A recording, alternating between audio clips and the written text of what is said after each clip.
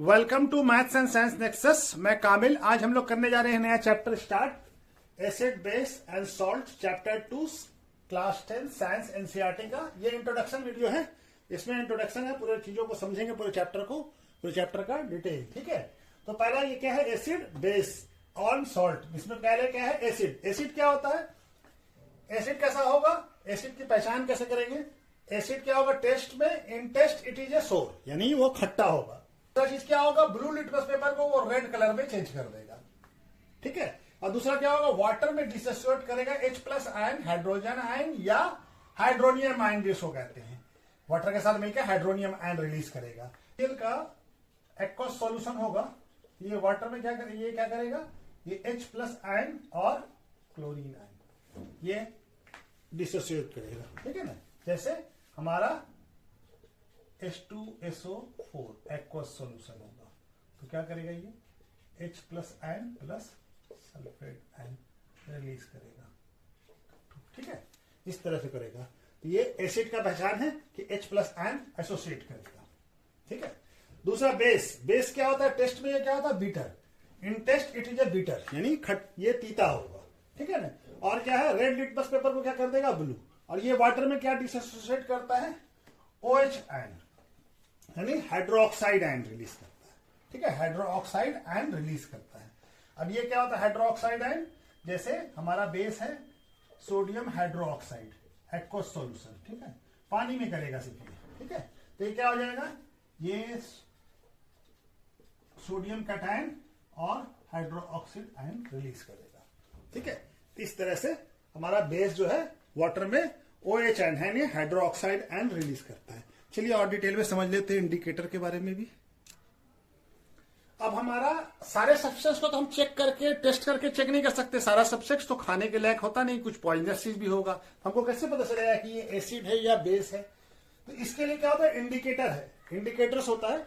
Indicators क्या है, जो a substance that give a visible sign, usually क्या देता है, colour in change of a presence. उसके बारे में चेंज हो जाएगा, डिफरेंट कलर डिफरेंट मीडियम में डिफरेंट होगा, of a presence of an acid या और बेस। सॉल्यूशन में एसिड है या बेस है, वो हमको कलर बता देगा चेंज करके। अब इसके बारे में हम लोग इसके बाद ये करेंगे। अब इंडिकेटर भी 3 टाइप का होता है। एक होता है नेचुरल इंडिकेटर, जो नेचर में मिले, नेचुरल प्रोडक्ट से मिले, हमारा प्लांट से। ठीक है, तो जैसे लिटमस, रेड काबेज लीव और टर्मरिक, हल्दी। ठीक है ना, ये हमारा नेचुरल इंडिकेटर है। सिंथेटिक इंडिकेटर किसको कहते हैं, जो केमिकल सब्सटेंस हो। ठीक है ना, जैसे फिनोलेथीन, मिथाइल ऑरेंज। ठीक है, ये हो गया हमारा सिंथेटिक इंडिकेटर, जो कि केमिकल सब्सटेंस है। और दूसरा होता है एक ऑफ्लीमेट्री इंडिकेटर, जो क्या होता है कि कुछ स्मेल जो है वो चेंज हो जाता है, माने स्मेल से हम उसको पता चल सकता है। जैसे ओनियन जूस, प्याज का जूस, या वेनिला एसेंस, या क्लोव ऑयल, लौंग का तेल। ठीक है, तो ये हो गया। अब ये क्या होता है, इंडिकेटर्स में क्या क्या चेंज आता है एसिडिक में और बेस में, तो वो हम लोग कर लेते हैं इसके बाद। ठीक है, चलिए नेचुरल इंडिकेटर्स में क्या है, हमारा क्या क्या चेंज आ जाता है। लिटमस पहला इंडिकेटर है, natural indicator litmus. Neutral solution में, न्यूट्रल मीडियम में क्या रहेगा, ये ना, अगर वो मीडियम क्या है हमारा, वो सॉल्यूशन या वो जो है न्यूट्रल है, ना एसिडिक है ना बेसिक है, तो उसमें क्या रहेगा, न्यूट्रल मीडियम में क्या रहता है, लिटमस का कलर पर्पल। और एसिडिक मीडियम में जाएगा तो क्या हो जाएगा, वो रेड हो जाएगा, यानी ब्लू को रेड कर देगा। और बेसिक क्या होगा, बेसिक ब्लू होगा। ठीक है, यानी रेड लिटमस पेपर को क्या कर देगा, वो ब्लू कर देगा। और रेड कैबेज लीव जो है न्यूट्रल मीडियम में रेड रहेगा, एसिडिक मीडियम में भी रेड रहेगा, और बेसिक मीडियम में क्या हो जाता है, ग्रीन। टर्मरिक जो हल्दी है, ये भी नेचुरल इंडिकेटर है। ये नेचुरल मीडियम में कैसा रहता है, येलो, और एसिडिक मीडियम में भी येलो रहता है, लेकिन बेसिक मीडियम में क्या हो जाता है, रेड हो जाता है। क्या हो जाता है, रेड हो जाता है। सिंथेटिक इंडिकेटर 2 है, वो फेनोलेफेथिलीन और कलर्स। कैसा होता है, नेचुरल मीडियम में फेनोलेफेथिलीन कैसा होता है, न्यूट्रल मीडियम में कलरलेस, एसिडिक मीडियम में भी कलरलेस होगा, लेकिन बेसिक मीडियम में क्या हो जाएगा, ये पिंक हो जाएगा। मिथाइल ऑरेंज, न्यूट्रल मीडियम में ऑरेंज, एसिडिक मीडियम में पिंक, और बेसिक मीडियम में येलो हो जाता है। ठीक है, चलिए इसके बाद ऑफ्लीमेट्री इंडिकेटर कर लेते हैं। ऑफ्लीमेट्री इंडिकेटर में क्या होगा, ओनियन जूस, इसका न्यूट्रल मीडियम में इसका स्मेल रहेगा, जो भी स्मेल है जो भी प्याज का जूस का जो स्मेल आता है वो दिखेगा। एसिडिक मीडियम में भी स्मेल रहेगा, लेकिन बेसिक मीडियम में अगर ये जाएगा तो इसका स्मेल गैप हो जाएगा। Smell can not be detected, smell हमको पता नहीं चलेगा, ठीक है। उसी तरह से वनीला एसेंस का भी न्यूट्रल मीडियम में स्मेल रहेगा और एसिडिक मीडियम में भी स्मेल रहेगा, लेकिन बेसिक मीडियम में स्मेल डिटेक्ट नहीं कर पाएंगे, स्मेल गैप हो जाएगा, ठीक है। क्लोव ऑयल यानी लौंग के तेल में भी स्मेल न्यूट्रल मीडियम में रहेगा, एसिडिक में भी रहेगा, लेकिन बेसिक मीडियम में इसका स्मेल हम लोग डिटेक्ट नहीं कर पाएंगे। अगर बेसिक मीडियम में गया तो स्मेल गैप हो जाएगा, स्मेल खत्म हो जाएगा, ठीक है। तो चलिए इसके बाद नेक्स्ट करते हैं। अब क्लासिफिकेशन ऑफ एसिड क्या होगा, on the basis of source, कहां से मिलता है ये एसिड, कहां से हम ऑरिजिनेट किया, कहां से हमको एसिड मिला। तो इसके बेसिस पे दो क्लासिफिकेशन है, ऑर्गेनिक एसिड और इनऑर्गेनिक एसिड। ऑर्गेनिक एसिड उसे एसिड को कहते हैं जो हमको लिविंग थिंग से मिले, यानी कि प्लांट या एनिमल से मिले, तो उसे एसिड को क्या कहते हैं, ऑर्गेनिक एसिड। जैसे इथोनिक एसिड, ठीक है, एसिटिक एसिड, ऑक्जेलिक एसिड, ये सब क्या हो गया, हमको प्लांट से मिलती है। एथोनिक एसिड हमको क्या मिलता है, चींटी काट ले तो ये एथोनिक एसिड है, वो अब हम डंक में डाल देता है। एसिटिक एसिड, ठीक है, ये हमको विनीगर में मिलता है। ऑक्जेलिक एसिड टमाटर में मिलता है, टोमेटोज में, ठीक है। ये हमारा क्या हो गया, ऑर्गेनिक एसिड हो गया, जो ऑर्गेन मतलब हमको कहां से मिले, लिविंग थिंग से मिल रहा है, ठीक है। दूसरा क्या होता है, इनऑर्गेनिक एसिड, जो हमको मिनरल से प्राप्त हो, ठीक है ना, मिनरल से मिले। जैसे इनऑर्गेनिक एसिड में हाइड्रोक्लोरिक एसिड, सल्फ्यूरिक एसिड, ये सब क्या हो गया, हमारा ऑर्गेनिक एसिड हो गया। अच्छा, दूसरा क्लासिफिकेशन है on the basis of their ability to dissociate in aqueous solution, यानी वो कितना अपना H+ ion, hydronium ion dissociate कर पा रहा है, ठीक है। जो कंप्लीटली डिसोसिएट कर दे उसे एसिड को कहते हैं स्ट्रॉन्ग एसिड, जैसे HCl, hydrochloric acid, sulphuric acid, ठीक है, नाइट्रिक एसिड, ये सब क्या है, अपना H+ आयन पूरी तरह से डिसोसिएट कर देता है वाटर में, एक्वस सॉल्यूशन में, ठीक है। और वीक एसिड ऐसा जो कि अपना H+ आयन पूरी तरह से डिसोसिएट नहीं कर पाए, ठीक है ना। जैसे हमारा ये हो गया एसिटिक एसिड, फॉर्मिक एसिड, ये सब क्या हो गया, वीक एसिड, जो H+ आयन पूरी तरह से अपना डिसोसिएट वाटर में नहीं कर पाता, एक्वस सॉल्यूशन में नहीं कर पाता, ठीक है। एक और क्लासिफिकेशन है कंसंट्रेशन का भी, उसको भी कर लेते हैं। और एक चीज हम ये इससे पहले बताना भूल गए, इनऑर्गेनिक एसिड जो होगा वो कोरोसिव नेचर का होगा, यानी वो क्या कर देगा, किसी चीज को जला देगा। इनऑर्गेनिक एसिड कोरोसिव नेचर का होता है, ऑर्गेनिक एसिड नॉर्मल होता है, कोरोसिव नेचर का नहीं होता है, ठीक है। और हमारा स्ट्रॉन्ग एसिड वही है, और इनऑर्गेनिक एसिड जनरली स्ट्रॉन्ग होता है एक कार्बोनिक एसिड को छोड़ के, ठीक है। अच्छा, दूसरा कंसेंट्रेशन क्या है, on the basis of there concentration in water. Water में अगर कंसेंट्रेशन ज्यादा है, यानी वाटर कम है, एसिड ज्यादा है, तो ऐसे एसिड को क्या कहते हैं, कंसेंट्रेटेड एसिड, ठीक है ना, कॉन्क एसिड भी बोल देते हैं, ठीक है ना, शॉर्ट फॉर्म में। और जिसमें वाटर ज्यादा है, एसिड कम है, ऐसे एसिड को क्या कहते हैं, डाइल्यूट एसिड, ठीक है। पहला है कंसेंट्रेटेड एसिड, जिसमें वाटर कम है और एसिड का क्वांटिटी ज्यादा है, तो उसे को कहते हैं कंसेंट्रेटेड एसिड।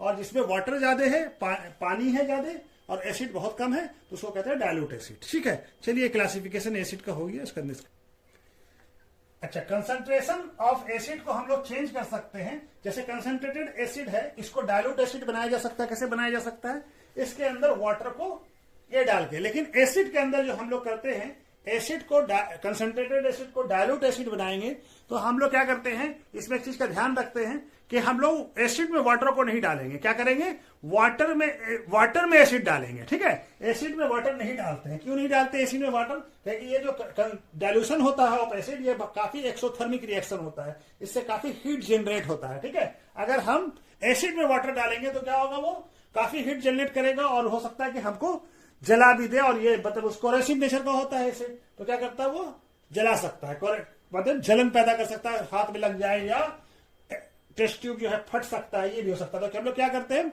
वाटर के अंदर क्या करते हैं, एसिड को डालते हैं, ड्रॉप एसिड को डालते हैं, ताकि ये क्या होता है, अगर जो एक्सोथर्मिक जो रिएक्शन हो रहा है, वो वाटर उस हीट को एब्जॉर्ब कर ले, ठीक है।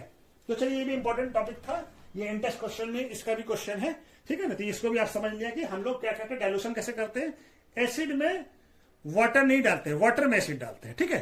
ठीक, चलिए, बेस क्या होगा, जो OH एक्वस सॉल्यूशन में OH हाइड्रोक्साइड आयन रिलीज करे, और जो टेस्ट में कैसा हो, बीटर हो और सॉपी हो, क्या हो, छूने पे क्या टच करने पे कैसा हो, सॉपी हो, यानी चिकना हो, ठीक है, ठीक है। और रेड लिटमस पेपर को ब्लू करते हैं, ठीक है। तो ये हमारा बेस का पहचान है। अब ये बेस का क्लासिफिकेशन क्या है, स्ट्रॉन्ग बेस और वीक बेस। तो स्ट्रॉन्ग बेस वो होता है जो वाटर में OH आयन जो है कंप्लीटली अपना OH आयन जो है रिलीज कर दे, हाइड्रोक्साइड आयन कंप्लीटली रिलीज कर दे। और जो कंप्लीटली रिलीज नहीं कर पाए, जो कंप्लीटली रिलीज कर दे वो स्ट्रॉन्ग बेस है, और जो कंप्लीटली रिलीज नहीं कर पाए उससे बेस को कहते हैं वीक बेस। जैसे स्ट्रॉन्ग बेस का एग्जांपल क्या है, सोडियम हाइड्रोक्साइड, पोटेशियम हाइड्रोक्साइड, और वीक बेस का एग्जांपल क्या है, मैग्नीशियम हाइड्रोक्साइड, कैल्शियम हाइड्रोक्साइड। ठीक है, तो ये हमारा। अब इसके बाद अल्कलाई किसको कहते हैं, base which is soluble in water are called alkali. ऐसा बेस जो वाटर में सॉल्युबल हो उसको कहते हैं अल्कलाई। ठीक है, और जो वाटर में जो सॉल्युबल है, जैसे sodium hydroxide, potassium hydroxide, calcium hydroxide, ठीक है, ये सब क्या है, अल्कलाई है, जो वाटर में सॉल्युबल है। ये सब स्ट्रॉन्ग अल्कलाई है। ये क्या है, स्ट्रॉन्ग। अब इसमें भी होता है स्ट्रॉन्ग अल्कलाई, जो वाटर में कंप्लीटली डिजोल्व हो, सॉल्युबल हो, उसको कहते हैं स्ट्रॉन्ग अल्कलाई। और जो वाटर में स्प्रिंगली डिजोल्व हो उसको कहते हैं वीक अल्कलाई। तो अब सारा बेस अल्कलाई नहीं होता, ये भी बात याद ध्यान रखिएगा। All base are not alkali but all alkali are base. ठीक है ना, ये ध्यान में रखने का, सारे बेस अल्कलाई नहीं होते हैं, ठीक है, लेकिन सारे अल्कलाई बेस होते हैं। ठीक है, जैसे सब वही अल्कलाई होंगे जो वाटर में सॉल्युबल होगा, सारे बेस वाटर में सॉल्युबल कंप्लीटली सॉल्युबल नहीं होते। ठीक है, ठीक है, तो वो बेस जो वाटर में सॉल्युबल हो उसको क्या कहेंगे, अल्कलाई। ठीक है, तो ये चीज का ध्यान रखना है कि सारे बेस अल्कलाई नहीं होते, लेकिन हर एक अल्कलाई हमारा क्या होता है, बेस होता है। अब क्या है, हमको प्रॉपर्टी ऑफ एसिड पढ़ना है, तो पहले फिजिकल प्रॉपर्टी पढ़ लेते हैं, उसके बाद फिर केमिकल प्रॉपर्टी। ठीक है ना, एसिड, फिजिकल प्रॉपर्टी क्या है एसिड का, एसिड है सोड इन टेस्ट, खट्टा होगा टेस्ट में। ठीक है, acid turn blue litmus paper को रेड कर देगा। ठीक है, acid turn blue litmus paper to red.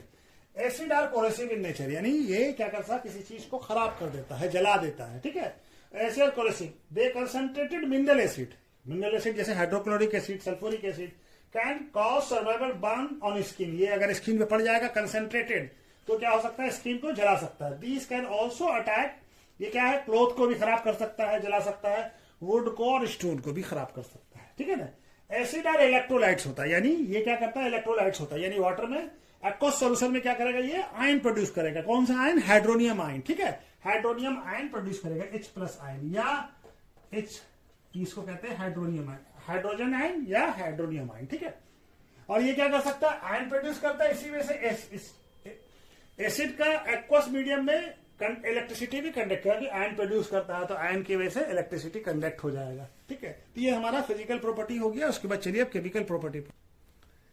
अब केमिकल प्रॉपर्टी क्या है, रिएक्ट मेटल के साथ कैसे रिएक्ट करता है, तो एसिड, अच्छा ये जो है एसिड जो है, ये सिर्फ डायलूट एसिड के साथ, डायलूट एसिड मेटल के साथ रिएक्ट करता है, कंसंट्रेटेड एसिड मेटल के साथ नहीं रिएक्ट करता। तो एसिड कैसा होगा, डायलूट होगा। ये कैसा होगा, डायलूट।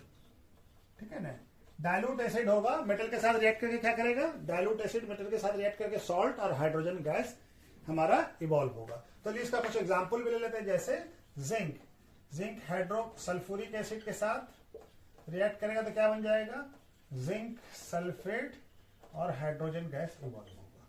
ठीक है, जैसे जिंक ही हमारा हाइड्रोक्लोरिक एसिड के साथ रिएक्ट करेगा तो क्या बनेगा, जिंक क्लोराइड और क्या होगा, वाटर हाइड्रोजन, ये होगा। तो यहां पे बैलेंस कर लीजिए तो 2। ठीक है, तो ये हमारा रिएक्शन होगा। ठीक है, तो ये डायलूट के साथ, ये कैसा होगा, ये एक्वस होगा, ये भी कैसा होगा, एक्वस होगा। ठीक है, ठीक है, तो ये एक्वस होगा, ये सॉलिड होगा, ये भी सॉलिड होगा, ये क्या होगा, एक्वस होगा, ये भी एक्वस होगा, और ये क्या होगा, ये भी क्या होगा, गैस। ठीक है, तो ये इस तरह से एसिड मेटल के साथ रिएक्ट करके क्या बनेगा, उसका रेस्पेक्टिव सॉल्ट और हाइड्रोजन गैस इवॉल्व होगा। ठीक है, चलिए दूसरा करते हैं। अच्छा, उसमें एक चीज बताना भूल गए, मेटल के साथ जो रिएक्शन करेगा तो हाइड्रोजन गैस निकलेगा, तो इसका टेस्ट कैसे होगा कि हाइड्रोजन गैस उससे निकल रहा है, इवॉल्व हो रहा है, तो कैसे पता चलेगा, हम उस जो गैस वहां से इवॉल्व हो रहा है, जो मेटल के साथ रिएक्शन करके एसिड जो डायलूट एसिड जो रिएक्शन करके ये कर रहा है, तो वहां पे हम लोग या तो मैच स्टिक्स को, जलते हुए मैच स्टिक्स को ले जाएं या कैंडल को ले जाएं, तो वो क्या करेगा, वो मैच स्टिक्स और जलने लगेगा और क्या होगा, पॉपअप साउंड प्रोड्यूस करेगा। तो इससे हमको पता चल जाता है ये टेस्ट है हाइड्रोजन गैस का, क्या हाइड्रोजन गैस उससे निकल रहा है। ठीक है, अब दूसरा क्या है, दूसरा केमिकल प्रॉपर्टी क्या है, रिएक्शन विथ मेटल कार्बोनेट और मेटल हाइड्रोजन कार्बोनेट या मेटल बाइकार्बोनेट, जो भी बोलिए उसको। ठीक है, ये हमारा क्या है, अब एसिड जो है मेटल कार्बोनेट के साथ रिएक्ट करके क्या बनता है, उसका सॉल्ट, कार्बन डाइऑक्साइड निकलता है और वाटर इसके साथ, और मेटल कार्बोनेट बाइकार्बोनेट में भी सॉल्ट और हाइड्रोजन के कार्बन डाइऑक्साइड और वाटर निकलेगा। ठीक है ना, चलिए इसको पहले समझिए। इस कार्बन डाइऑक्साइड का टेस्ट कैसे करेंगे? कार्बन डाइऑक्साइड का टेस्ट करने के लिए क्या कहते हैं, लाइम वाटर का सॉल्यूशन ले जाते हैं उस गैस के कांटेक्ट में। ठीक है, जहां से गैस इवॉल्व हो रहा है वहां पे लाइम वाटर ले जाएंगे, तो लाइम वाटर क्या हो जाएगा, मिल्की व्हाइट हो जाएगा। क्या हो जाएगा, मिल्की व्हाइट हो जाएगा। तो इससे पता चल जाता है हमारा ये कार्बन डाइऑक्साइड है। और एक्सेस अमाउंट में अगर कार्बन डाइऑक्साइड होगा तो वो जो मिल्की व्हाइट हो गया वो फिर नॉर्मल कलरलेस हो जाएगा, वो लाइम वाटर फिर कलरलेस हो जाएगा अगर एक्सेस कार्बन डाइऑक्साइड है तो। ठीक है ना, तब होगा, नहीं तो नॉर्मल अगर एक्सेस नहीं है तब वो मिल्की व्हाइट हो जाएगा। तो चलिए इसका भी देख लेते हैं। जैसे भी मेटल है, ये मेटल कार्बोनेट है। ठीक है ना, तो एसिड है HCl और ये क्या है, सोडियम कार्बोनेट। रिएक्ट किया तो क्या बनेगा हमारा, क्या बन जाएगा, सॉल्ट बन जाएगा किसका, सोडियम क्लोराइड, और कार्बन डाइऑक्साइड गैस निकलेगा और वाटर। ठीक है, ये रिएक्शन बैलेंस है, ये बैलेंस नहीं है। ठीक है, इसको बैलेंस कर लें, 2, तो ये भी 2 और हमारा ऑक्सीजन 3 हो गया, हाइड्रोजन, हाँ ठीक है, अब बैलेंस है। एक और रिएक्शन लिख लेते हैं, सल्फ्यूरिक एसिड के साथ। ठीक है, अब ये क्या बन जाएगा,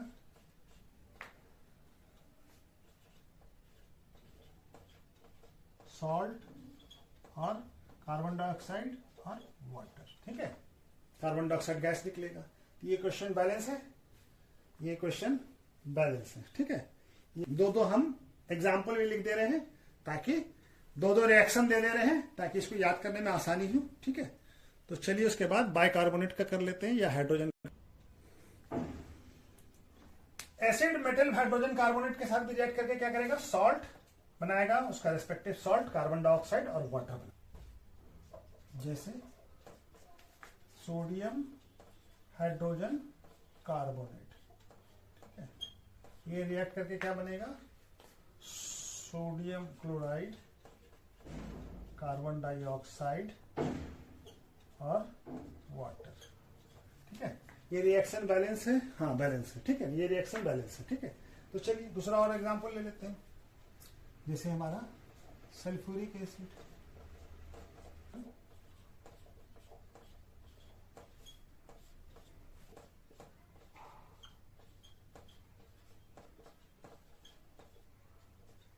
और वाटर बनेगा। ठीक है, ये रिएक्शन बैलेंस नहीं है, इसको बैलेंस कीजिए। ठीक है, अब ये रिएक्शन बैलेंस हो गया। ठीक है, ये दो रिएक्शन है, हाइड्रोक्लोरिक एसिड के साथ सोडियम बाइकार्बोनेट यानी सोडियम हाइड्रोजन कार्बोनेट रिएक्शन के क्या बना, उसका सॉल्ट, सोडियम क्लोराइड और कार्बन डाइऑक्साइड और वाटर। उसी तरह से सल्फ्यूरिक एसिड सोडियम बाइकार्बोनेट या सोडियम हाइड्रोजन कार्बोनेट का रिएक्ट करके सोडियम सल्फेट सॉल्ट बनाया, कार्बन डाइऑक्साइड गैस और वाटर। ठीक है, तो चलिए ये हो गया हमारा। इसके बाद नेक्स्ट करते हैं, reaction with base. Acid base के साथ रिएक्शन करके क्या बनाता है, उसका रिस्पेक्टिव सॉल्ट और वाटर। इस रिएक्शन को हम लोग न्यूट्रलाइजेशन रिएक्शन भी कहते हैं, क्योंकि ये क्या होता है, दोनों एक दूसरे के एक्शन को न्यूट्रलाइज कर देता है, एसिड के कैरेक्टर को भी खत्म कर देता है, बेस के न्यूट्रलाइज होकर सॉल्ट बन जाता है। ठीक है ना, एसिड बेस के साथ रिएक्शन करके क्या बनेगा, सॉल्ट और वाटर। इसी रिएक्शन को न्यूट्रलाइजेशन रिएक्शन भी कहते हैं। जैसे हमारा एसिड है HCl, रिएक्शन करा हमारा NOH के साथ। ठीक है ना, हाइड्रोक्लोरिक एसिड सोडियम हाइड्रोक्साइड के साथ रिएक्शन करके क्या बनेगा, NaCl और वाटर। ठीक है, ये क्या हो गया, ये एसिड था, ये बेस था, न्यूट्रलाइज होकर क्या बन गया, सॉल्ट और वाटर। ठीक है, हमारा सल्फ्यूरिक एसिड, ये भी NOH के साथ रिएक्शन करने से क्या बनेगा, सोडियम सल्फेट और वाटर। ठीक है, ये रिएक्शन बैलेंस नहीं है हमारा, तो इसको बैलेंस कर लीजिए। ठीक है, अब ये रिएक्शन बैलेंस हो गया। ठीक है, तो ये हमारा एसिड बेस के साथ रिएक्शन करके क्या बनेगा, और वाटर। ठीक है, reaction with metal oxide. Metal oxide के साथ रिएक्शन करने से एसिड क्या बनता है, मेटल एसिड मेटल ऑक्साइड के साथ रिएक्शन करके सॉल्ट और वाटर बनाता है, जैसे हमारा एसिड बेस के साथ बनाता है। तो इससे समझ में आता है कि बेस जो होता है और मेटल ऑक्साइड का जो नेचर होता है वो बेसिक होता है, यानी metal oxide generally basic nature का होता है। ठीक है, जैसे एग्जांपल ले लीजिए, HCl रिएक्शन कर लेगा कॉपर ऑक्साइड के साथ, तो क्या बन जाएगा, कॉपर क्लोराइड और हमारा वाटर। ठीक है, ये रिएक्शन बैलेंस नहीं है, इसको बैलेंस कर लीजिए। ठीक है, तो ये हमारा HCl रिएक्शन करेगा कैल्शियम ऑक्साइड के साथ, तो क्या बन जाएगा, कैल्शियम क्लोराइड और वाटर। ये भी रिएक्शन बैलेंस नहीं है, इसको भी बैलेंस कर लीजिए और बाकी तो बैलेंस है। ठीक है, तो ये दो रिएक्शन, हाँ हर इसका दो दो रिएक्शन लिखिएगा। ठीक है, तो ये हमारा केमिकल प्रॉपर्टी। अब एसिड का खत्म हो जाता है, बेस का करते हैं। फिजिकल प्रॉपर्टी क्या है बेस का, base are bitter in taste, यानी ये टेस्ट में कैसा होगा, बीटर होगा, तीता होगा। बेस आर सोपी, टच करने पे क्या हो, सोपी इन टच, यानी छूने पे कैसा लगेगा, चिकना, सॉफ्ट जैसा, साबुन जैसा। ठीक है, base turn red litmus paper को क्या कर देता है, blue. Base being the electrolytes ionise, यानी OH आयन, यानी हाइड्रोक्साइड आयन रिलीज करता है वाटर में, इसके वजह से कंडक्ट होता है इलेक्ट्रिसिटी एक्वस मीडियम में। ठीक है ना, बेस के एक्वस मीडियम में। Strong base like sodium hydroxide are corrosive in nature का, तो ये क्या करता है, अगर हमारे स्किन पे पड़ जाए तो स्किन को जला सकता है। ठीक है, तो चलिए इसके बाद ये फिजिकल प्रॉपर्टी हो गया, आप केमिकल प्रॉपर्टी कर लेते हैं इसका। ठीक है,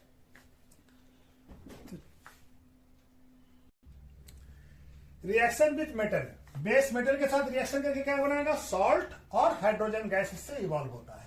ठीक है, और हाइड्रोजन गैस का टेस्ट क्या होगा, अगर वो जो गैस जहां से निकल रहा है, वो गैस जो निकल रहा है उसके पास हम लोग जलते हुए मैच स्टिक्स को या कैंडल को ले जाए तो वो और बर्न होगा और उससे पॉपअप साउंड प्रोड्यूस होगा। ठीक है, तो बेस हमारा मेटल के साथ रिएक्शन करके क्या बनाता है, सॉल्ट। जैसे एग्जांपल ले लीजिए, NOH जिंक के साथ रिएक्शन करके क्या बनाएगा, जिंकेट और हाइड्रोजन गैस जिंकेट। ठीक है, ये सोडियम हाइड्रोक्साइड हो गया, इसका नाम क्या है, सोडियम जिंकेट। ठीक है, तो बेस के साथ रिएक्शन करके क्या बनेगा, सोडियम जिंकेट। ठीक है,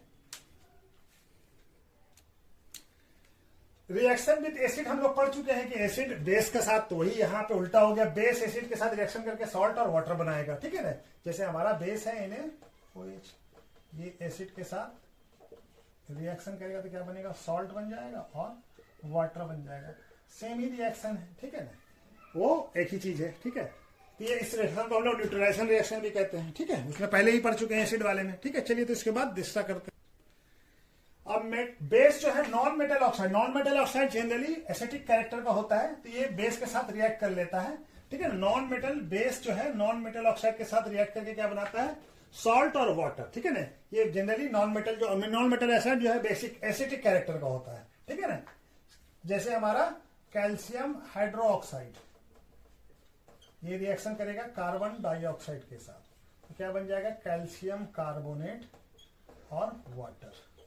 ठीक है, ये रिएक्शन बैलेंस है, हाँ बैलेंस है। ठीक है, तो ये हमारा कैल्शियम कार्बोनेट बन जाएगा। ठीक है, तो चलिए ये हमारा केमिकल प्रॉपर्टी भी बेस का भी कंप्लीट हुआ। ठीक है, नेक्स्ट टॉपिक है हाउ स्ट्रॉन्ग आर एसिड और बेस सॉल्यूशन। एसिड और बेस सॉल्यूशन कितना एसिडिक है, कितना बेसिक है, ये कैसे पता चलेगा, तो किसी भी न्यूट्रल सॉल्यूशन में क्या होता है, H+ आयन का कंसंट्रेशन और OH आयन का, यानी हाइड्रोनियम आयन और हाइड्रोक्साइड आयन दोनों का कंसंट्रेशन दोनों क्या होगा, बराबर होगा, तो वो क्या होगा, न्यूट्रल सॉल्यूशन होगा। और एसिटिक सॉल्यूशन में हाइड्रोनियम आयन का कंसंट्रेशन हाइड्रोक्साइड आयन के कंसंट्रेशन से ज्यादा होगा, तो वो क्या होगा, हमारा एसिटिक सॉल्यूशन होगा। अगर हमारा बेसिक सॉल्यूशन में क्या होगा, हाइड्रोनियम आयन का कंसंट्रेशन हाइड्रोक्साइड आयन से कम होगा या हाइड्रोक्साइड आयन का कंसंट्रेशन हाइड्रोनियम आयन से ज्यादा होगा, तब ये क्या होगा, बेसिक होगा। अब इसको हम लोग मेजर किसे करते हैं, मेजर करने के लिए हमारे पास स्केल है, पीएच स्केल। ठीक है, अब ये क्या है, हमारा जो स्केल जो है मेजर करने के लिए कि किसमें हाइड्रोजन आयन का कंसंट्रेशन कितना किसी सॉल्यूशन में कितना है नहीं है, उसको मेजर करते हैं इससे पीएच स्केल से। तो पीएच स्केल क्या होता है, a scale for measuring hydrogen ion concentration in A solution. उसके सॉल्यूशन में हाइड्रोजन आयन का कंसंट्रेशन जितना ज्यादा कॉल क्या होता है, पीएच स्केल। पीएच स्केल होता है P फॉर प्रोटोजन, जर्मन वर्ड है, प्रोटोजन मींस होता है पावर, यानी हाइड्रोजन आयन का कितना ये है। तो पीएच स्केल जो है इसका स्केलिंग कहां से शुरू होता है, 0 से लेके 14 तक। ठीक है, तो हमारा न्यूट्रल सॉल्यूशन के लिए क्या होता है, न्यूट्रल सॉल्यूशन के लिए ये कितने के बराबर होगा, 7। और अगर ये फॉर एसिटिक सॉल्यूशन ये क्या होगा, लेस देन 7 होगा, एसिटिक सॉल्यूशन के लिए लेस देन 7। और बेसिक सॉल्यूशन के लिए मोर देन 7, बेसिक सॉल्यूशन कितना होगा, मोर देन 7, ये क्या होगा, इक्वल टू 7, और ये क्या होगा, लेस देन 7 पीएच स्केल का वैल्यू, ठीक है। पीएच स्केल का वैल्यू कहां से होता है, 0 से लेके 14 तक, और ये क्या होगा, ये होगा मोर देन 7, यानी 7 से ज्यादा, मोर देन 7, ठीक है ना।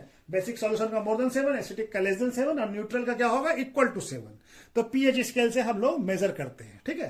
तो चलिए इसके बाद जैसे जैसा ये स्केल ऐसा होता है, ये पीएच स्केल इस तरह से रहेगा, ठीक है, यहां से ये 0 और यहां से 14, ठीक है।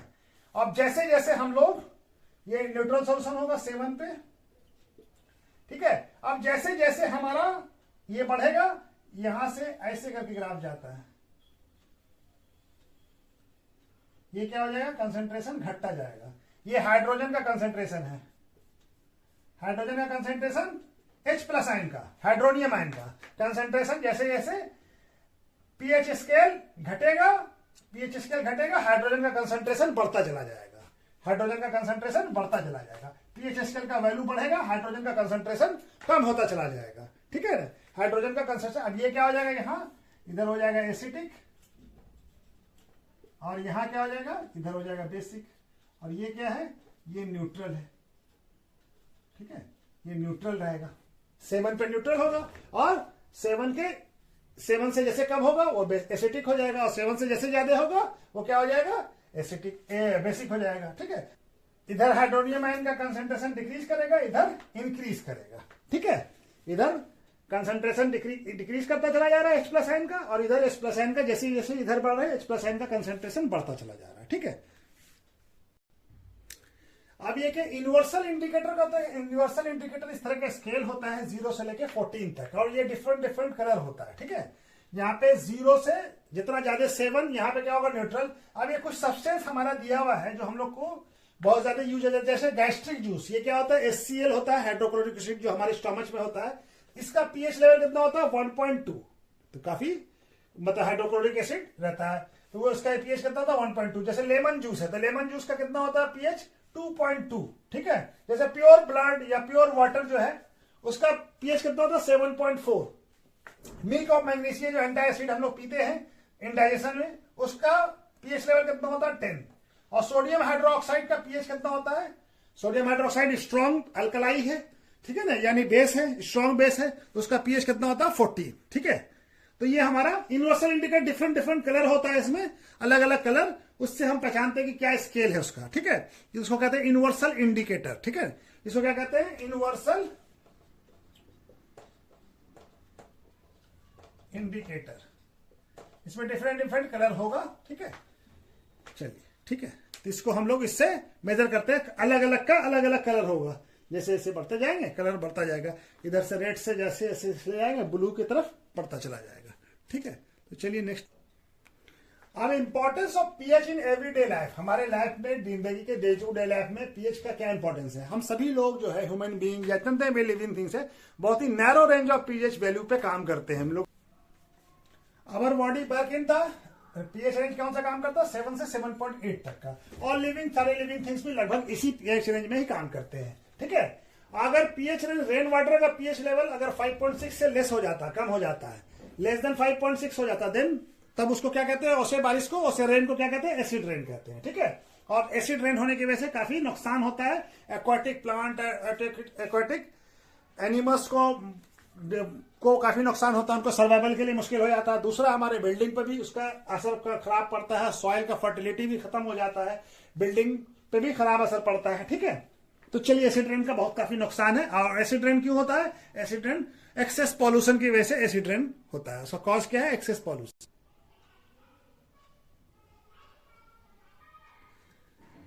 What is the pH of soil, soil का पीएच अगर कम हो जाए, ऑप्टिमम रेंज में ही काम करता है, सॉइल का कम हो जाएगा तो क्या हो जाएगा, एसिडिक हो जाएगा। तो हमको क्या करना पड़ेगा, फिर उसके साथ हमको बेस के साथ ट्रीटमेंट करके उसको न्यूट्रलाइज करना पड़ेगा। या बेसिक हो जाए तो उसको फिर मैन्योर के साथ ये करके हमको उसको पीएच का सॉइल को ठीक करना पड़ेगा। ठीक है, pH in our digestive system. Digestive system में हमारे क्या है, हमारे स्टोमच के अंदर क्या होता है, हाइड्रोक्लोरिक एसिड होता है। ठीक है, तो वो क्या होता है, उसका पीएच कितना होता है 1.2। उसका पीएच कितना होता है, गैस्ट्रिक एसिड होता है वो, उसके अंदर उसका पीएच वैल्यू कितना होता है 1.2। क्यों रहता है, हम जो खाना खाते हैं सैलेवा के थ्रू जाता है, तो इसका पीएच जो होता है 6 के करीब आसपास, 6 और 7 के बीच में होता है।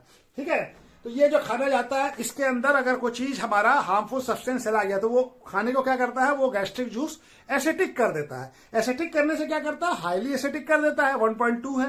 तो उसके वजह से क्या, उसमें कोई हार्मफुल सब्सटेंस अगर चला गया हमारे खाने के साथ हमारे डाइजेस्टिव सिस्टम में, तो उसको वो जो भी हार्मफुल सब्सटेंस होगा उसको किल कर देगा। वो इतने लो मतलब है कि पीएच वैल्यू पर कोई सर्वाइव नहीं कर पाएगा। तो उसके वजह से हमारा हमको सेव करता है ये गैस्ट्रिक जूस। तो गैस्ट्रिक जूस जो है, गैस्ट्रिक जूस जो हमारे स्टमच के अंदर होता है उसका पीएच कितना होता है 1.2। ठीक है, काफी ज्यादा होता है, काफी हाईली मतलब है कि कंसंट्रेटेड एसिड रहता है। ठीक है, तो वो हमको सेव करने के लिए हमारे डाइजेस्टिव सिस्टम को खाने को ये करता है। ठीक है, जो भी हार्मफुल सब्सटेंस होगा उसको किल कर देगा।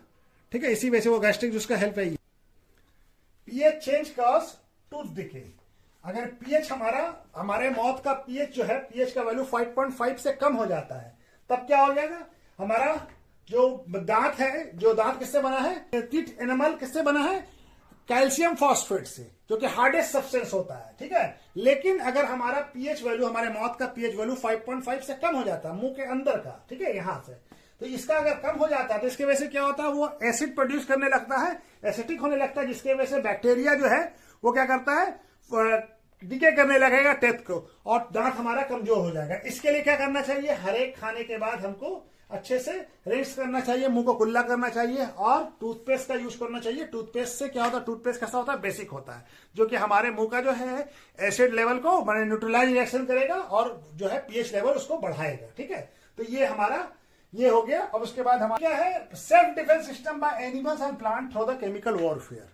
अब ये जैसे एनिमल्स और प्लांट जो है अपना खुद सेल्फ डिफेंस करता है, हमारा क्या करते हैं, ये करके केमिकल्स का इस्तेमाल करके। जैसे मधुमक्खी बी अगर हमको काट लेता है तो क्या करता है, वो अपने डंक से, अपने मतलब स्टिंग से क्या करता है, हमारे अंदर फॉर्मिक एसिड इंसर्ट कर देता है, जिसके वजह से हमको इरिटेशन और जलन होने लगता है। तो अब इसका इस्तेमाल, इसको कैसे बचा जा सकता है, तो बेकिंग पाउडर को अपने उस पर जहां पे काटा है वहां पे अगर हम उसको कर लेते हैं, लगा लेते हैं, तो क्या होता है, वो न्यूट्रलाइज हो जाता है, जिसकी वजह से हम इरिटेशन और जलन जो होता है वो कम होता है। इसी तरह से बहुत सारे प्लांट के अंदर भी उसके जो मतलब निडल पे क्या होता है, फॉर्मिक एसिड होता है, जो कि अगर हम उसको छुएंगे तो वो फॉर्मिक एसिड हमारे स्किन के अंदर चला जाता है, जिसकी वजह से इरिटेशन होने लगता है, तो हम उससे बच सकते हैं। ठीक है ना, तो वो अपने आप को बचाने के लिए करता है, ये नेचर में उसको दिया हुआ है कि वो सेल्फ डिफेंस करता है, अपने आप को बचाता है। ठीक है, अब चलिए सॉल्ट पढ़ते हैं। अब सॉल्ट क्या है, salt is a neutral ionic compound that can be form neutralisation reaction of acid and base. Acid base का रिएक्शन से, न्यूट्रलाइजेशन रिएक्शन से सॉल्ट फॉर्म होता है। जैसे ये देखिए, ये HA क्या है, एसिड है, और BOH क्या है, बेस है। तो ये क्या होगा, ये जो H है और ये OH मिलके क्या बन जाएगा, वाटर, और ये A और B क्या बन जाएगा, हमारा सॉल्ट बन जाएगा, BA। तो B क्या होगा, पॉजिटिव आयन होगा, BA पॉजिटिव आयन होगा किसका, इसका, ये भी, और A क्या होगा, A निगेटिव होगा। ठीक है, ये दोनों मिलके सॉल्ट बन जाएगा, हमारा क्या बनेगा, BA। ठीक है, ये कैटायन होगा ऑफ, कैटायन ऑफ बेस, और ये होगा anion of acid, cation of base, और ये क्या होगा, एनायन ऑफ एसिड। दोनों मिलके क्या बन जाएगा, बेस बन जाए, सॉल्ट बन जाएगा, BA। ठीक है, अब इसमें से फैमिली ऑफ सॉल्ट भी है कुछ, उसको भी पढ़ लेते हैं।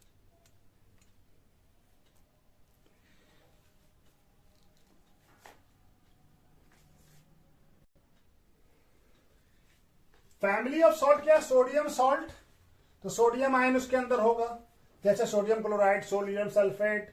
ठीक है, तो ये हमारा सोडियम सॉल्ट हो गया, जिसके अंदर सोडियम आयन हो। पोटासियम सॉल्ट, जिसके अंदर पोटासियम आयन हो, पोटासियम क्लोराइड, पोटासियम ब्रोमाइड, ये सब हो गया पोटासियम आयन। क्लोराइड, जिसके अंदर, जिसमें क्या हो, क्लोराइड आयन कंपलसरी हो, जैसे सोडियम क्लोराइड। ठीक है, पोटासियम क्लोराइड, ये सब हो गया। ब्रोमाइड, जिसमें ब्रोमाइड आयन हो। ठीक है, जैसे पोटासियम ब्रोमाइड, सोडियम ब्रोमाइड, ये सब क्या हो गया, ब्रोमाइड आयन प्रेजेंट हो। सल्फेट में, जिसमें सल्फेट आयन हो कंपलसरी, ठीक है ना, जैसे सोडियम सल्फेट, पोटेशियम सल्फेट, ये सब क्या हो गया, ये सब हमारा सल्फेट आयन सॉल्ट हो गया, ठीक है, इसमें सल्फेट आयन कंपलसरी है, ठीक है। चलिए अब pH value of salt.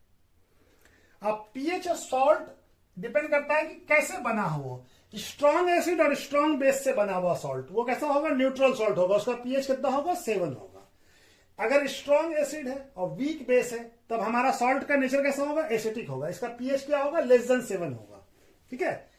Weak acid है लेकिन स्ट्रॉन्ग बेस है तो वो सॉल्ट कैसा होगा, बेसिक सॉल्ट होगा, उसका पीएच क्या होगा, 7 मोर देन 7 होगा, ठीक है। और वीक एसिड है और वीक बेस भी है तो वो कैसा सॉल्ट होगा, वो मे बी एसिटिक भी हो सकता है, बेसिक भी हो सकता है, ठीक है।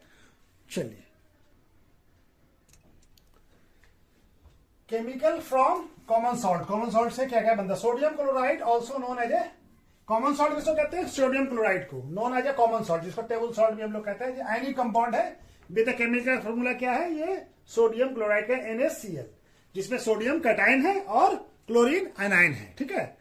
तो ये हमारा कॉमन सॉल्ट। कॉमन सॉल्ट बनता कैसे, कॉमन सॉल्ट हमारा सी वाटर को क्या क्या आता है, सी वाटर को बहुत बड़े बड़े एरिया में उसको इवेपोरेशन करने के लिए छोड़ दिया जाता है, उससे इवेपोरेट होता है और इवेपोरेट होके उससे वाटर निकल जाता है, इवेपोरेट होके फिर हमारा कॉमन सॉल्ट आता है। लेकिन कॉमन सॉल्ट में बहुत सारी इंप्योरिटीज होती है, मैग्नीशियम क्लोराइड, कैल्शियम और ये सारी इंप्योरिटीज होती है। उस इंप्योरिटीज की वजह से जो वो सॉल्ट का क्या होता है, कलर जो है लाइट ब्राउन होता है, ब्राउन कलर का होता है, उसको हम लोग क्या कहते हैं, रॉक सॉल्ट भी कहते हैं। बाद में उस इंप्योरिटीज को निकाला जाता है, अलग किया जाता है, प्यूरिफाइड किया जाता है और उसके बाद फिर कॉमन सॉल्ट जो हम खाते हैं वो सॉल्ट आता है, ठीक है। अब चलिए इसका कॉमन सॉल्ट का यूज क्या क्या है उसको पढ़ लेते हैं।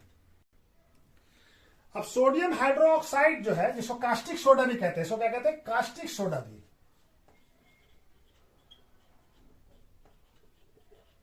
ठीक है, कास्टिक सोडा भी हमको इससे मिलता है, ठीक है, ठीक है। क्या कहते हैं इसको, ब्रेन, जिसको हम लोग वाटर के साथ इलेक्ट्रिसिटी पास कराते हैं, क्या पास कराते हैं, इलेक्ट्रिसिटी, ठीक है, इलेक्ट्रिसिटी पास कराते हैं तो क्या होता है, हमारा NaOH का सोडियम हाइड्रोक्साइड का सॉल्यूशन बन जाता है और ये क्लोरीन गैस जो है ये हमारा एनोड पे जमा होने लगता है और हाइड्रोजन गैस हमारा कैथोड पे जमा हो जाता है। अब ये जो क्लोरीन गैस जमा होता है, क्लोरीन गैस को फिर क्या करते हैं हम लोग, क्लोरीन गैस को कैल्शियम हाइड्रोक्साइड, कैल्शियम हाइड्रोक्साइड के साथ इस क्लोरीन गैस को रिएक्शन कराते हैं तो हमको क्या बन जाता है, ब्लीचिंग पाउडर, ठीक है, ब्लीचिंग पाउडर और वाटर, ठीक है। ये क्या होता है, ड्राई सॉल्ट क्लैम होता है,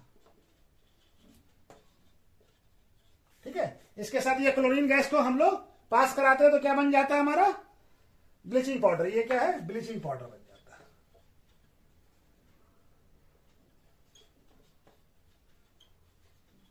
ठीक है। तो इसका भी यूज करते हैं हम लोग, ठीक है। तो ये हमारा क्या बन जाता है, ये सोडियम क्लोराइड के एक्वस सॉल्यूशन को जब इलेक्ट्रिसिटी पानी के साथ पास कराते हैं तो क्या बनता है, सोडियम हाइड्रोक्साइड, क्लोरीन गैस और हाइड्रोजन गैस। और ये हम वो जो क्लोरीन गैस जो मिला है उसको फिर हम लोग ड्राई सॉल्ट क्लैम यानी ड्राई चूना के साथ पास कराते हैं तो क्या बन जाता है, ये ब्लीचिंग पाउडर। ब्लीचिंग पाउडर का भी बहुत सारा यूजेस है। Bleaching powder uses of bleaching powder क्या है, bleaching powder cotton, bleaching cotton को ब्लीचिंग करने के लिए लाइनिंग यानी कपड़े को जो टेक्सटाइल इंडस्ट्री में यूज करते हैं, और ब्लीचिंग और वुड पल्प, पेपर इंडस्ट्री में वुड पल्प को ब्लीचिंग साफ करने के लिए पेपर फैक्ट्रीज में ब्लीचिंग पाउडर का यूज करते हैं। ब्लीचिंग पाउडर लॉन्ड्री में भी यूज करते हैं, वॉश करने के लिए कपड़े को, ठीक है, कपड़े को ब्लीच करने के लिए। और ऑक्सीडाइजिंग एजेंट, बहुत सारे केमिकल इंडस्ट्री में ऑक्सीडाइजिंग एजेंट के तौर पर ब्लीचिंग पाउडर काम करता है। और दूसरा क्या होता है, ड्रिंकिंग वाटर को जर्म फ्री करने के लिए, डिसइंफेक्टेड करने के लिए भी ब्लीचिंग पाउडर का यूज किया जाता है, ठीक है। तो ये ब्लीचिंग पाउडर का यूज हो गया। इसका यूज याद रखना है, यूज भी पूछा जाता है कि इसका क्या क्या यूज है, ठीक है। बेकिंग सोडा बनाने में भी हम लोग सोडियम क्लोराइड का यूज करते हैं, ठीक है ना। सोडियम क्लोराइड के साथ, सोडियम क्लोराइड एक इंग्रेडिएंट होता है बेकिंग सोडा बनाने में। सोडियम क्लोराइड के साथ वाटर, कार्बन डाइऑक्साइड और अमोनिया गैस यूज करते हैं तो हमको क्या बनता है, अमोनियम क्लोराइड और सोडियम हाइड्रोजन कार्बोनेट, ठीक है, यानी सोडियम बेकिंग सोडा जिसको कहते हैं। अब बेकिंग सोडा को फर्दर हीट करते हैं तो क्या बन जाता है, सोडियम कार्बोनेट, वाटर और कार्बन डाइऑक्साइड, ठीक है। और ये इसका बहुत सारा यूज है, चलिए इसको यूज को भी लिख लेते हैं, यूज ऑफ बेकिंग सोडा, ठीक है। यूज ऑफ बेकिंग सोडा क्या है? मेकिंग फॉर बेकिंग पाउडर बनाने में यूज करते हैं। बेकिंग पाउडर बनाने के लिए क्या करते हैं? बेकिंग सोडा का यूज करते हैं। बेकिंग सोडा में टाइट्रिक एसिड मिलाते हैं, इसके वजह से क्या बनता है? हमारा बेकिंग पाउडर बनता है। तो बेकिंग पाउडर क्या होता है? बेकिंग और कार्बन डाइऑक्साइड बनता है। तो उससे वजह से क्या होता है? वो जो कार्बन डाइऑक्साइड जो गैस होता है, उसके वजह से केक या ब्रेड जो है वो फूल जाता है। ठीक है, फूल जाता है कार्बन डाइऑक्साइड की वजह से। ठीक है, उसके ऐसे ये होता है। और दूसरा चीज है, एंटी एसिड बनाने में हम ये बेकिंग सोडा का यूज करते हैं। ठीक है, एंटी एसिड क्या करता है? हमारे पेट में जो एसिडिक हो चुका है नेचर, जो एसिडिक हुआ है, उसको क्या कहता है? न्यूट्रलाइज कर देता है। और ये soda fire stinger, soda acid fire stinger में भी यूज किया जाता है बेकिंग सोडा का। ठीक है, आग बुझाने के लिए काम आता है। चलिए, तो क्या करते हैं? वॉशिंग सोडा कैसे बनता है? वॉशिंग सोडा भी हमारा सोडियम क्लोराइड से ही बनता है। तो सोडियम क्लोराइड को से हमको क्या मिलता है? Sodium hydrogen carbonate. ठीक है ना, यानी बेकिंग सोडा। बेकिंग सोडा को फर्दर हीट करते हैं तो क्या बनता है? सोडियम क्लोराइड, कार्बन डाइऑक्साइड और वाटर। फिर इस सोडियम क्लोराइड को के साथ रिक्रिस्टलाइन करते हैं, यानी वाटर के साथ मिक्स करते हैं, तो क्या बन जाता है? हमारा वॉशिंग सोडा बन जाता है। ये क्रिस्टलाइन फॉर्म में होता है। ठीक है ना, ये क्रिस्टलाइन फॉर्म में होता है। ठीक है, चलिए, यूजेस ऑफ वॉशिंग सोडा क्या है? सोडियम कार्बोनेट यानी वॉशिंग सोडा का यूज करते हैं ग्लास इंडस्ट्री में, सॉप और पेपर इंडस्ट्री में। ठीक है, सोडियम कार्बोनेट यूज किया जाता है क्लीनिंग एजेंट के तौर पे, डोमेस्टिक पर्पस पे। ठीक है, बहुत सारी चीजों में डोमेस्टिक पर्पस पे यूज किया जाता है। और यूज किया जाता है वाटर के हार्डनेस को परमानेंट रिमूव करने के लिए, वाटर को सॉफ्टन करने के लिए वॉशिंग सोडा का भी यूज किया जाता है। ठीक है, एक टॉपिक क्या है? Are crystal of salt really dry होता है क्या? तो अब इसमें भी क्रिस्टल वाटर, अगर किसी में वाटर मॉलिक्यूल्स है तो उसको क्या कहेंगे? क्रिस्टलाइजेशन ऑफ वाटर मॉलिक्यूल्स होता है। ठीक है ना, अब एक होता है हाइड्रेटेड सॉल्ट, दूसरा होता है अनहाइड्रेटेड सॉल्ट। हाइड्रेटेड सॉल्ट जिसमें वाटर मॉलिक्यूल्स हो, जैसे ये हमारा कॉपर सल्फेट का हाइड्रेटेड सॉल्ट है, इसमें 5 मॉलिक्यूल्स ऑफ वाटर होता है। ठीक है, तो ये क्या है? अनहाइड्रेटेड सॉल्ट है, इसके अंदर वाटर मॉलिक्यूल्स प्रेजेंट है। अब इसी को हिट करेंगे तो क्या बन जाएगा? ये सल्फेट। ठीक है, हिट करने से कॉपर सल्फेट। अब इसका कलर क्या होता है? ब्लू कलर होता है। और जब हिट करेंगे तो इससे क्या होगा? ब्लू कलर डिसअपियर हो जाएगा, ये क्रिस्टलाइन फॉर्म में होगा, इसको सॉलिड। इसी को हम क्या होता है? हाइड्रेटेड सॉल्ट है, इसका कलर क्या होता है? ब्लू कलर का होता है। इसको कहते हैं हाइड्रेटेड कॉपर सल्फेट। जब इसको हिट करेंगे तो ये क्या बन जाएगा? कॉपर सल्फेट, और वाटर मॉलिक्यूल इससे निकल जाएगा। तो ये क्या हो जाएगा? अनहाइड्रस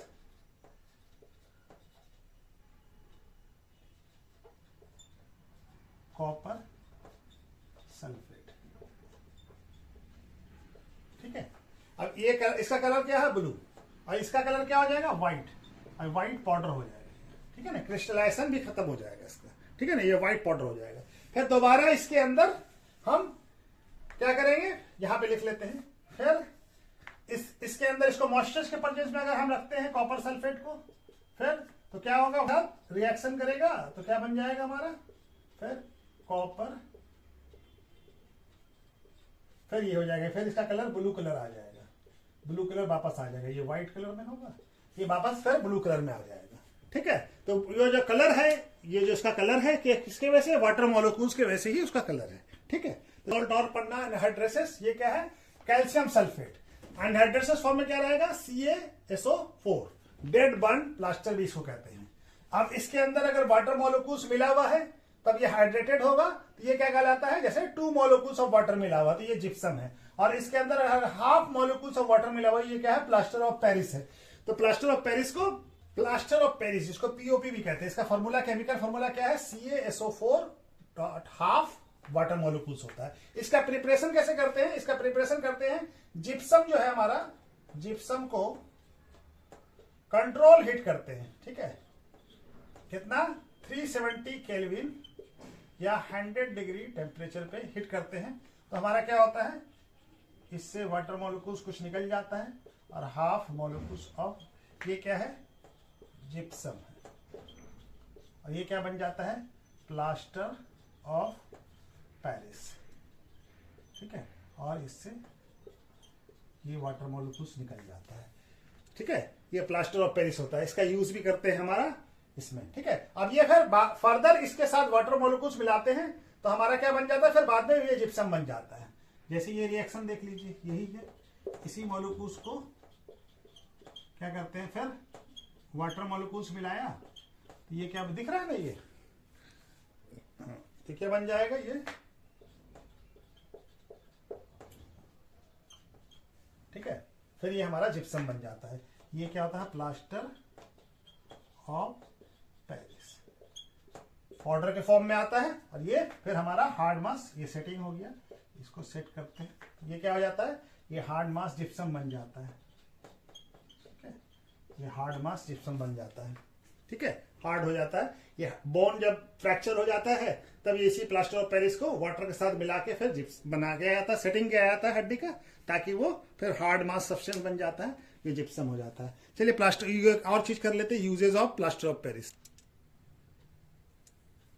प्लास्टर ऑफ पेरिस का यूजेस क्या है, इन्हें बिल्डिंग मटेरियल में, बिल्डिंग इंडस्ट्री में यूज किया जाता है, डेकोरेटिव इंटीरियर डेकोरेटिव में बहुत सारा चीज यूज किया जाता है, इसका फॉल्स इसका बनाया जाता है। और as a plaster for a supporting fracture bone in the right position, bone जब फ्रैक्चर हो जाता है उसको राइट पोजीशन में रखने के लिए ये प्लास्टर चढ़ाया जाता है, प्लास्टर ऑफ पेरिस का ही यूज करके फिर उसको हार्ड मास सब्सटेंस बनाया जाता है। और डेंसिटी में भी यूज किया जाता है, दांत का इसमें भी, और चौक बनाने में यूज होता है, for making cast of statue, मूर्ति बनाने में भी, कास्ट में बनाने में भी इसका यूज होता है। तो चलिए चैप्टर इसी तरह से इंट्रोडक्शन खत्म हो गया। इसके बाद हम लोग फिर इसका इंटेक्स क्वेश्चन और एक्सरसाइज करते हैं नेक्स्ट वीडियो में, ठीक है। Okay, thank you.